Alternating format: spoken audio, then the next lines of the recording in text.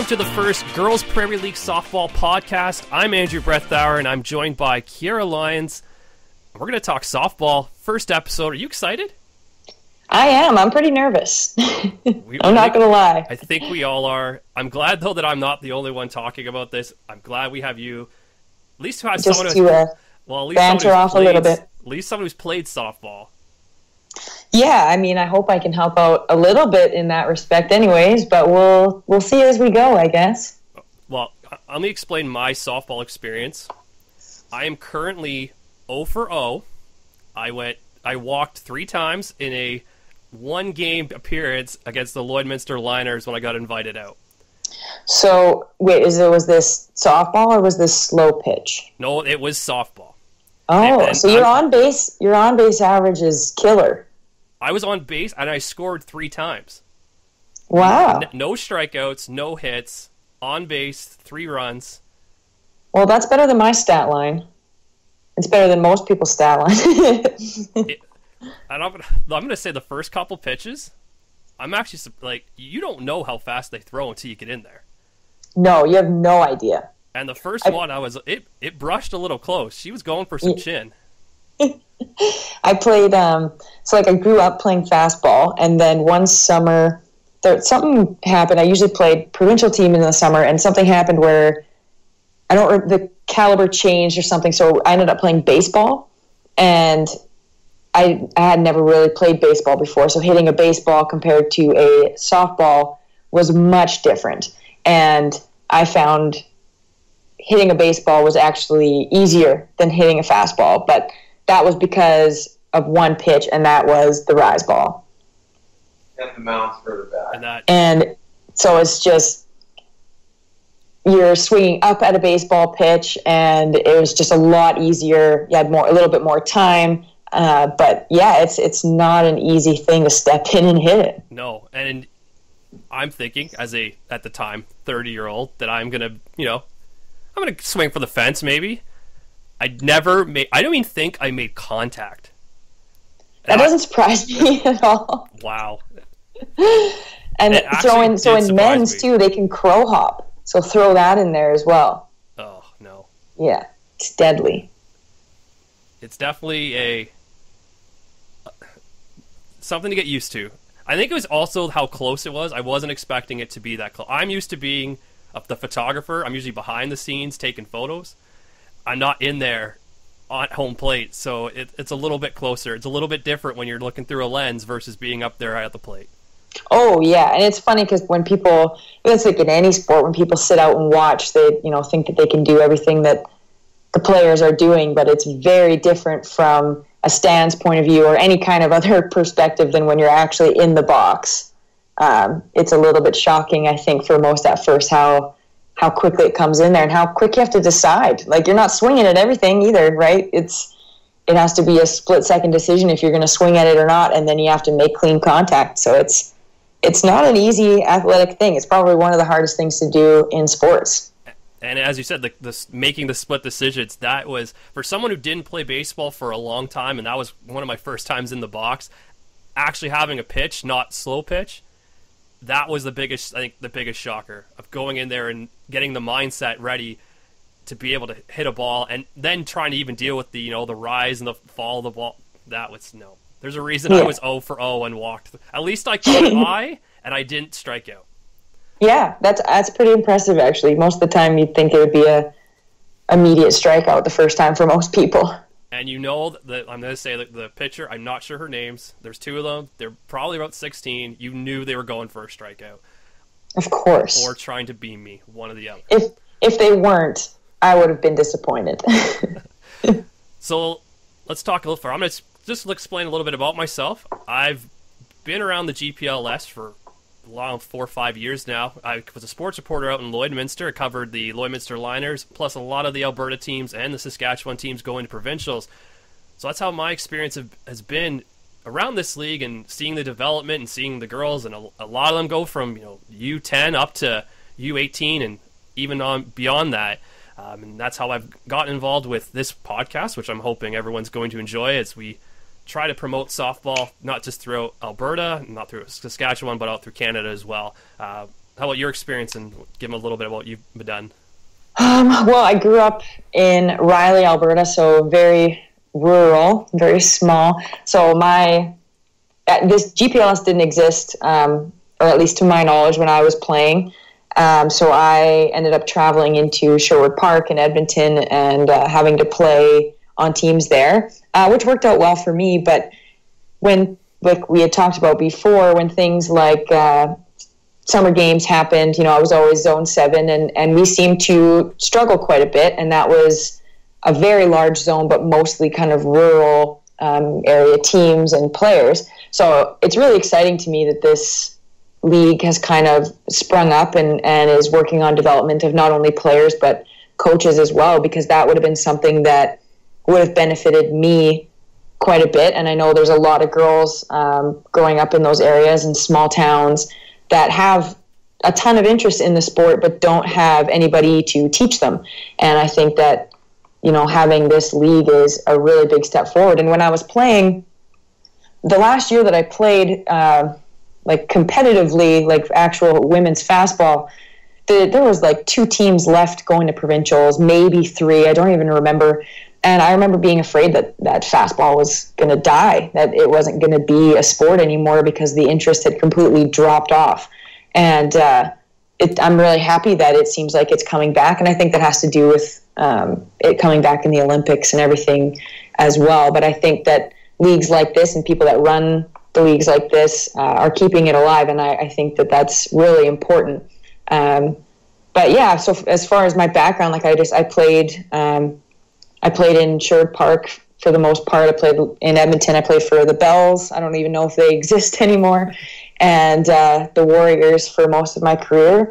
I played on the provincial team pretty much every summer, going to the Western Canada Summer Games and Canada Summer Games and Summer Games. And I was fortunate enough to play on teams that went, that were competitive enough to go to nationals and compete at nationals. And I had some really great coaches and a lot of teammates that went and played in the States, and a lot of them have come back and are coaches now in the city and around. So, I've been surrounded by it for a really long time. And even though I haven't really played competitive in a while, I've played lots of ball, even after I stopped playing the competitive side of it. And I just think it's a great sport, and I think it's a really great thing to keep alive for girls, because it's one of those things that it's a sport that girls are kind of attracted to. And any time that girls are going to be attracted to a sport and they're going to be a part of a team sport, I'm definitely behind it, because I think it's a huge part of, confidence and self-esteem and growth of young women. And any time that we can do that and grow that, I think is really important. And it's, like you said, it's about the development. It's about everybody getting better, and not just, the big cities. We're talking, little cities too, like, your Unities and Lloydminsters, but also cities too in Edmonton who have multiple teams. And not to throw you under the bus, but yes, Edmonton Warriors are still a team. Former champions too, U12 in 2013. Yeah. U14. Yeah, they're kind of a big deal. So, but yeah, like you said, the growth, and I think even just the growth of a team sport. Like, even if those teams, and I know the goal would be that the entire league would be competitive, and that it would be, kind of a toss-up as who's going to take home, provincial championships. That would be the ultimate goal, because, the more competitive the league can be, the better it is for the sport going forward. But even if, that doesn't end up being the case, I think just getting more girls involved in softball and getting more girls involved in team sport would be a huge win in itself. And this kind of leads into our first interview we've had this week, and our first guest onto this show.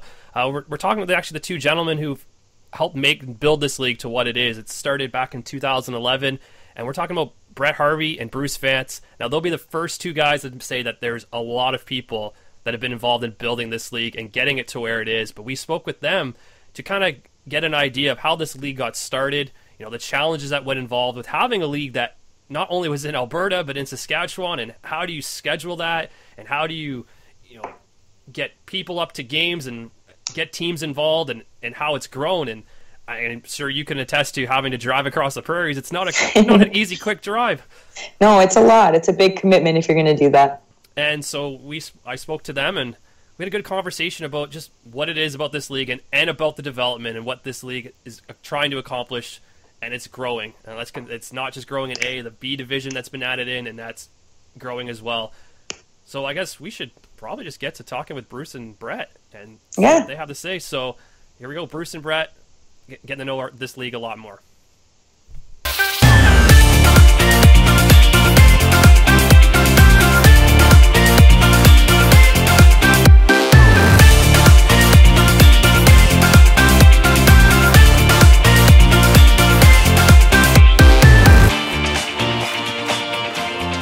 Let's just start off, like, you guys have been doing this league for, what, 8 years now, is it, or 9?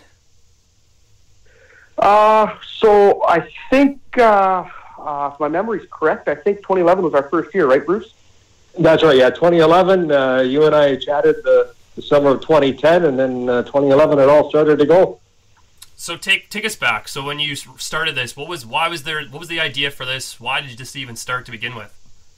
Well, it all started, Brett brought his Pee Wee team, the U14 Lloydminster team, to Saskatoon and played my U14 Aces in an exhibition game. I think we played 2 games that day in Saskatoon, and we chatted for a bit, and they were really good games, and I think we split, so it was rather unusual for Prairie to beat Lloydminster.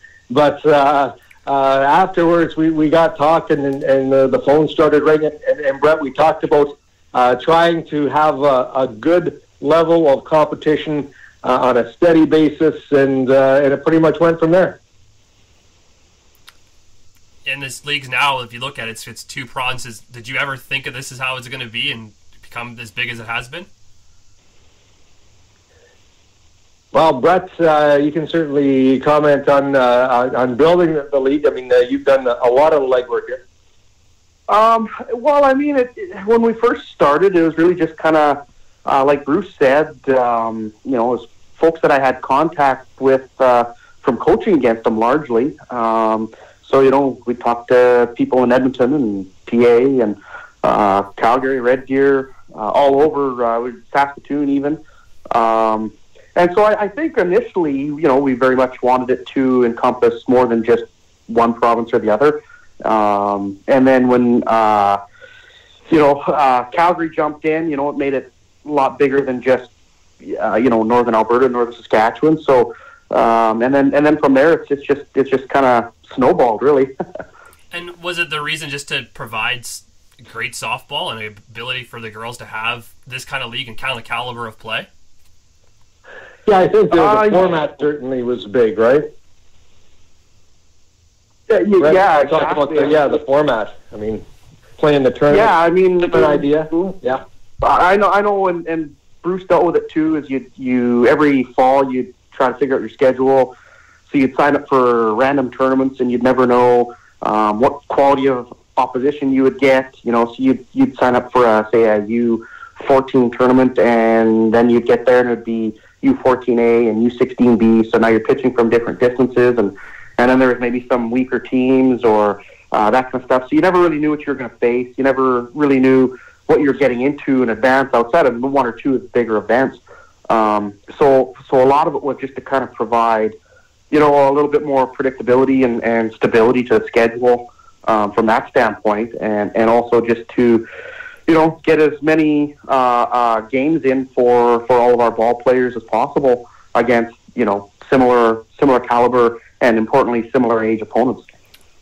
And I think one of the big things, Brett and Andrew, that has made it successful is that it is truly a development league for your top players right down to the players that are your depth players, because you know that you're going to play 6 games in a weekend. You're going to play probably 3 double headers. So that gives you a chance to pitch a girl that you want to see and give some innings to, and know that the success or unsuccess of how that pitcher doesn't really mean a lot, but you get to give her some very, very valuable experience to get some key competition where you don't have to win every game to get to the last game in a weekend, as in a tournament. It's a league, and it's set up that way that it really gives coaches a chance to see everybody on the roster, try different things, try them at different positions if they like, And it really is something that I know coaches appreciate, because you're not worried about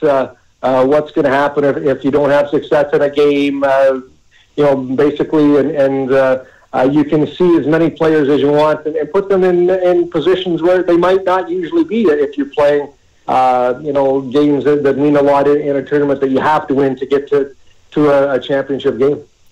Yeah, I want to keep talking about this development, because where would these girls be playing if they didn't have a league like this, and would it be the same caliber of what they have now?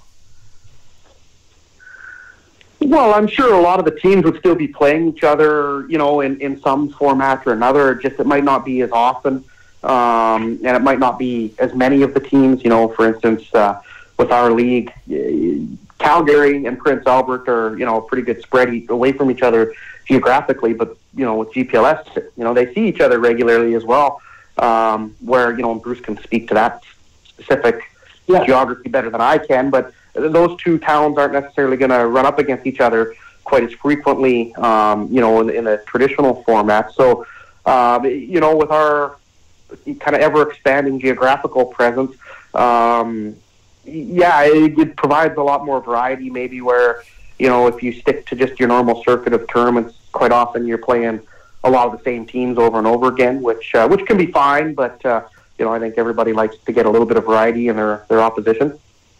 And I think it's a known level of competition, too. I mean, we've had instances where we've gone to teams and say, hey, you're not, what we thought you were going to be, and you may have to step back from the league. I mean, it's something where you sign up and you're going to get very, very competitive games for the most part. And it is just a league that challenges teams and challenges players to be the best they can be, 6 games or whatever on a weekend. So let's go back a little bit to, as the 2010. You guys are deciding to make this league, and what is, the main thing you're trying to accomplish with a league like this, and what are you envisioning it at that time, and how has it all come together to what it is today? I know for me the wheel really kind of started turning, Bruce and I had played earlier in the season, but in 2010. The team I coached, so we were at Westerns. We hadn't lost a game to any of our Alberta opponents that year, and we didn't even medal at Westerns that year. So, it kind of brought forward to mind that, the ball team I had, which was a really, really good ball team, we weren't getting enough really good games because we were, truthfully, probably underprepared for that level, just from a lack of seeing it. So and it had been in Strathmore, Alberta, where Westerns were that year, and that's, sitting there on the Sunday after we'd been knocked out, that's kind of where I'd become convinced, okay, this needs to be more than just an idea that people talk about or, say that something should be done. Something actually needs to happen this fall. And Bruce was one of the first people I talked to, and it gained a lot of momentum really quick as organizations, I think, saw the benefit and jumped on board pretty quickly. And it really does prepare your team to go on to Western playoffs, like Western playoffs are a grind. Let's be honest about it, that you're going to play 6, 7, 8 games in probably 3 or 4 days, a very short time span. So people say, oh, man, that's a lot of ball. Well, guess what? We're getting you ready to go to the Western Canadian Championships. I remember, I think it was the second or third year of the league, my daughter's U16 team did pretty good in GPLS, didn't win, but I think they got second that year. They went to Westerns and had a great run. And one of the key things is that they played Winnipeg Smitties in the semifinal game and then in the final game. But in the semifinal, it started to rain, and Smitties was just panicking. They didn't know what to do. They were pretty uptight about it, whereas our girls, they've been through lots of adversity in GPLS. So there's rain delays you got to play through, and then you got to be at your prime when you come back. They came back and they beat Smitties in the semifinal, and then they had to beat them again and came back, and because they were prepared for it, they were able to really upset them in Winnipeg and win the Western Canadian Championship, a team that didn't do well at provincials, but a team that was prepared for adversity, and a lot of things that happened in GPLS came to fruition at Westerns, and they just rolled off their back the other team, their opponents, were uptight about it because they never faced that before, and it just prepares teams to be ready to go to that next level. And I think the success of a number of teams in our league really speaks to that. So you knew right from the beginning. I remember. Oh, no, go ahead, Brett. Yeah, sorry, I was just going to say, Bruce, if I remember correctly, I think St. Albert team that was in the league finished third at that same event, didn't they? That's right. Yes. So GPLS teams were 1 and 3 at the Western Canadians in Winnipeg, and that was Pius's team, and it was a great tournament for our teams, and I think we beat Pius's team and to get to play Smitty's in the 1-2 game, and beat him, and came back and beat him again.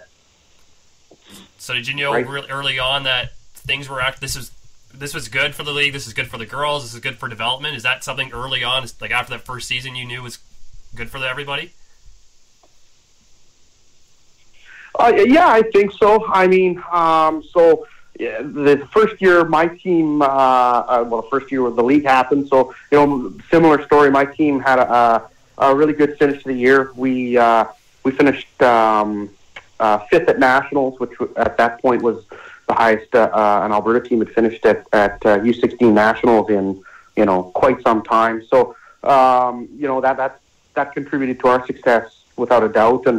And really since then, I mean, that goes back a few years now, but since then, I think just this past summer, another one of the U16 teams that won GPLS, I believe their final ranking was either 4th or 5th at Nationals as well. So, I look back kind of to the first decade of the 2000s. That was pretty rare to have teams finishing that high, and I think, we're seeing more and more of that from teams in our league. And I don't mean to say it's just because of the league. A lot of the organizations that are in the league are doing a lot of good things from a player development standpoint, and there's a lot of structure there and time put in by a lot of great volunteers. But I guess maybe I like to think that the league at least has provided a format and a bit of a template that has helped them along that path. And Bruce, you mentioned earlier, like the distance, and there's a lot of challenges that go into running a league like this. So, I guess what were some of the early challenges and the ones you still face today? Well, there's right off the start, it was who was going to be it, and we were scrambling, and there were teams in Alberta that Brett were dealing with. We were dealing with teams here in Saskatchewan and Saskatoon teams, and are they in, are they out? Who knows what it's going to be? And then finally, I think it was about 3 weeks before the season, we said, okay, that's enough. And I think we started with 27 teams in A that year, Brett, if I recall. Does that sound right? Or 20, because I think we had, so we didn't have U12 back then, right? So I think we had, was it three divisions of 7 teams each, maybe? Or was it 3 of 21. Sorry, 21. Then we had guest teams. Yeah. So, right. So there were a lot of pretty close to 28. Yeah, and there's certainly lots of challenges. But I remember going to the first games on that Friday night in Edmonton and just having the chills going down my spine that this was finally going to happen, and it grew from there. But I mean, yeah, there have been lots of challenges. I mean, weather. Unfortunately, we're an outdoor sports event, and we've had tournaments washed out. I remember we were halfway to Calahoo one weekend for the championship tournament, and got the call from Brett that we had to turn around and come back in Lloydminster. And one weekend here in Prince Albert, we had rain. It rained on Saturday. I think we had 40 millimeters of rain on the Saturday, and the committee here, we actually looked at and prepared 19 diamonds throughout the weekend, and then finally we dried out enough on the Sunday. We went to a park here that has 7 diamonds within the facility, and we finished up that weekend. I mean, we've had all kinds of different things go on, but it's been a lot of fun along the way, too. So just your typical time on the prairies. Yeah. Yeah, exactly. It's great. And you mentioned like the distance too. You have teams in Saskatoon, you have teams in Prince Albert, and Lloydminster, Edmonton, Calgary. And to get everybody and coordinate all that, what's the effort that goes into getting everybody into the place they need to be? So a lot of it was looking at existing schedules, and there's as I mentioned, there's always been a few key events that teams had attended, but at the same time there's a lot of sort of dead space, if you want to call it that, within the schedule, and that's really where we tried to find our opportunity to fit in to add games to the schedule, not necessarily to replace games on the schedule. So that was a big part of it initially. As the league has grown, and this is especially true when we added the B division back, I guess, 3 years ago. Then working with umpires, it wasn't just a matter of do we have a facility that's big enough, but now we have to have umpires, and sometimes and do two different communities with two different events. So working with Terry Richter of the ASUA has been a really important part that we've put more and more emphasis on to make sure that we can get proper crews for all of our games. And it's a lot of keeping in touch with organizations as far as what's going on, what diamonds are available, what umpires are available, what other events are going on, and somehow for the most part it's all shaken out okay. And you've added that B division as well. It's a huge undertaking to add an extra league pretty much on top of what you already have. I guess what went into the decision to add the B league into what your GPLS already is? Oh, I think it's something we always would hope would happen, but truthfully, the guy who deserves the credit for it really happening is Clayton Cassidy. So he was the director in the league for really, I think, from year 2 to year 6. So he was involved for a long time, and he really at the time he was the president of Red Deer Minor softball, and he really took the reins on that file, and I mean it's just a lot of time on the phone and a lot of email sent, and by sheer force of will, and really again thanks to him more than anyone, the B division got underway. So we've had I think 3 seasons of the B division, if I remember correctly, and last year actually, because we didn't have a full-time U18A division, but we did for U18B, that actually made our B division larger than our A divisions. So that was pretty cool to see the growth there. And I know just registration's open, so already they're starting to pour in, and we're getting towns that haven't been in the league before and that kind of thing. So we're pretty excited that that's going to keep growing, and those programs have been pretty enthusiastic about the league. And so I want to ask them, so obviously they're playing for something every year, and when you've named your championship the McLaren Ross Cup, I guess what was the decision why to go with that and to name it after Lucille McLaren Ross? Well, obviously, I'll let Brett give some background on that, but McLaren Ross Cup has become a very sought after cup in each of the age classes, and the history that is behind it is pretty magical when you look at girls ball in Canada. So Brett, maybe give the background there. So I think everybody's probably seen this. The way I explain all the time is everyone's probably seen the movie A League of Their Own with Tom Hanks. And so if they remember it, there's a Canadian in that, and that Canadian was based on one of the players was based on a lady that ultimately resided and passed away here a few years ago from Lloydminster.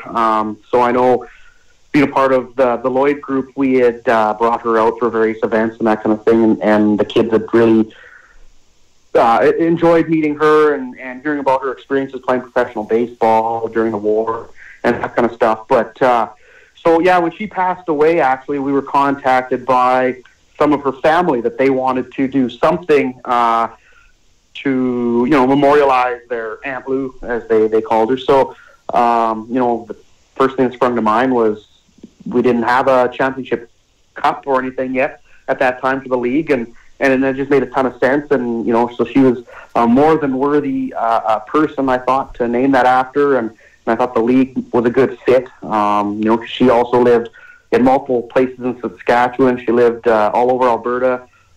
So she kind of, her home was the region our teams exist in. So it just seemed like a good fit. And the family actually did a fundraiser and raised some money to help us purchase the cup. So it's we're pretty proud of it. We think it's a pretty awesome annual trophy, and I know the kids every year when they're getting pictures at the end of it, if they win, there's lots of smiles and excitement with it. So, it's been pretty cool.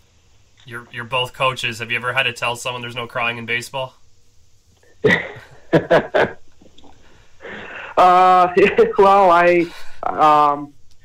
I don't know if I've ever said it exactly, but maybe I've maybe rolled my eyes and thought that a few times. Yep. I'm hoping the girls actually understand that reference. If they don't, go watch the movie. It's a must watch. And I'm coming from me. I don't watch a lot of sports movies, but must watch movie. It's a classic, yeah. So I guess let's look at the future now. Where do you want to take this, or how much more can you do, or can grow? And is there a C, D division? Is there another province you want to go to? What else can you do with this league? Well, certainly, I think one of the first things that we're looking at and trying to expand a little bit more is here in Saskatchewan. We've got some interest in Regina right now, and a couple of other centers have just received A status in the province, and certainly it would be great to expand within Saskatchewan. I think the ultimate dream when we started this was to have a Saskatchewan division and Alberta division, and have the two divisions have a playoff weekend. That's not come to fruition even close yet, but who knows? And I know, Brett, that we've got interest last year from BC and this year from Manitoba.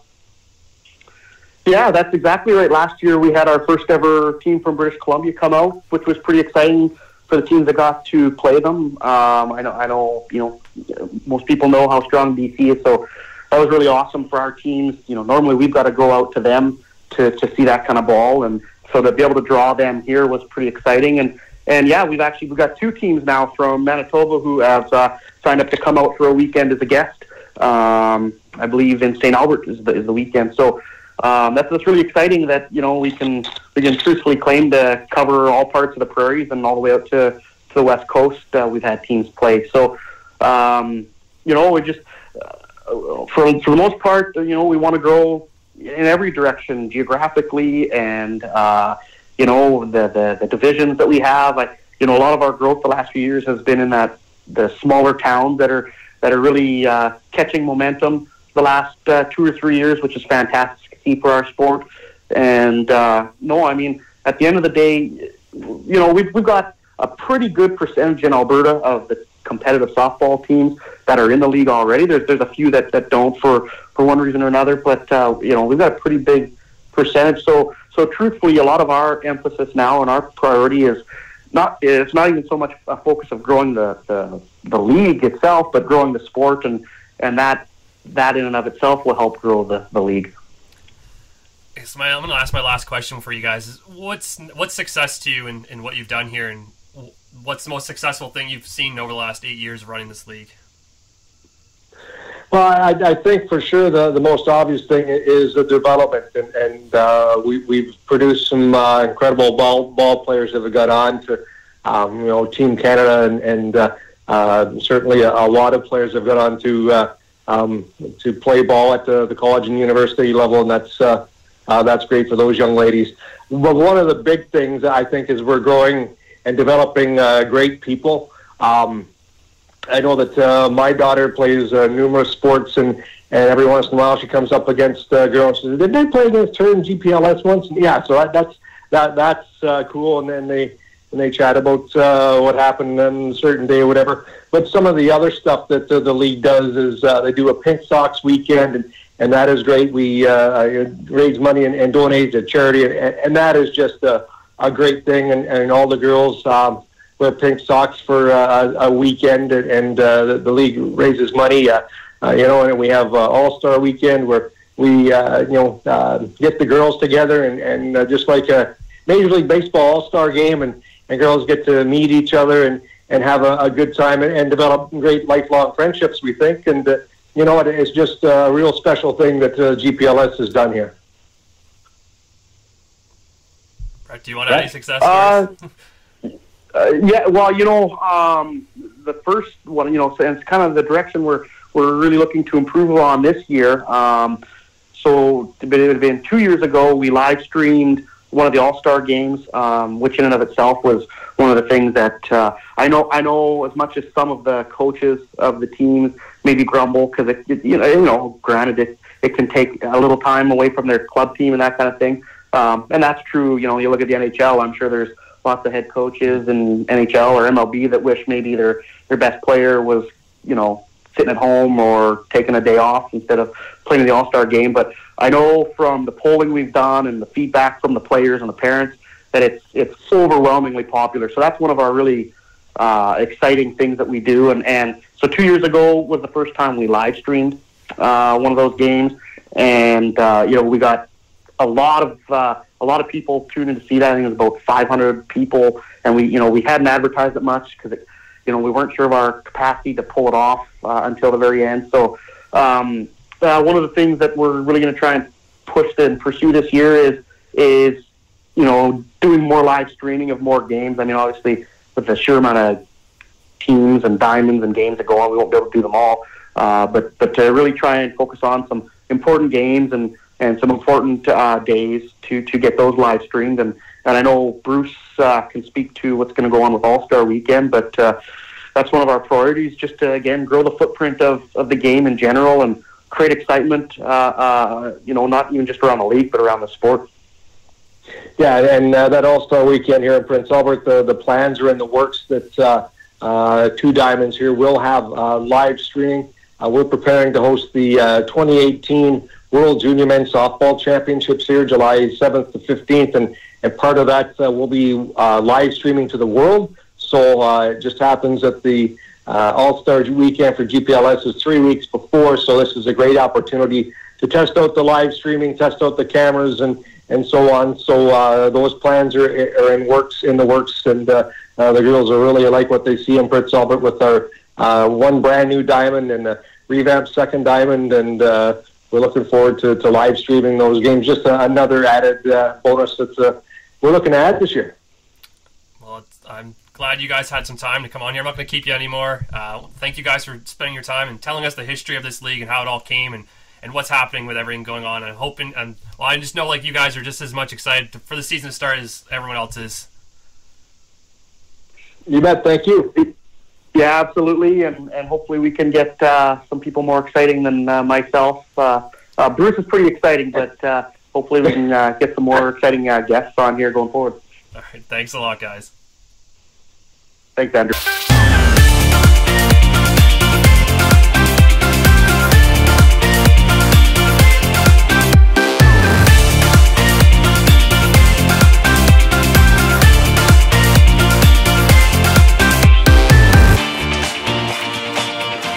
That was Bruce Vance and Brett Harvie, two of the main guys who have helped build this league and get it to where it is today, including adding a lot more teams into A and a lot more teams into B. And it's having now a lot more programs. I think we're over 70 teams across this two leagues. And as you mentioned earlier, you only had a couple teams going to provincials. And now if you look at it, every team in this league is pretty much going to provincials and representing either Alberta or Saskatchewan. And that must make a huge difference when in the caliber of ball. Definitely. I remember, like, when I was a kid, like when I was younger, going to provincials was this huge thing. There were so many different levels. I think it was like A, B, C, and D. There were tons of teams. It was this huge kind of event. And then as I got older, it just became less and less exciting and less competitive. And, we weren't necessarily sending a proper representation of ball players from Alberta because when you have two teams in provincials, both teams end up going anyways. So it's exciting that the level has grown and we can start competing with, BC and Ontario. And it's tough because BC has, quite a bit longer season. But when you have leagues across the board with we said like 70 teams, teams are training from, all winter long sometimes. Like I remember when I played it was even in November. And if you have all of those girls, all of those teams training like kind of around the clock, and you have that many teams to play against, it can only be a good result for not only Alberta and Saskatchewan, but for the country as a whole, because, as you have growth in one area, other places and other areas are going to have to grow with it or else fall behind. So I hope that ends up kind of following all the way to the top, and our Canadian representatives, when it's back in the Olympics or just on the world stage, I hope that it's kind of a reflection of that.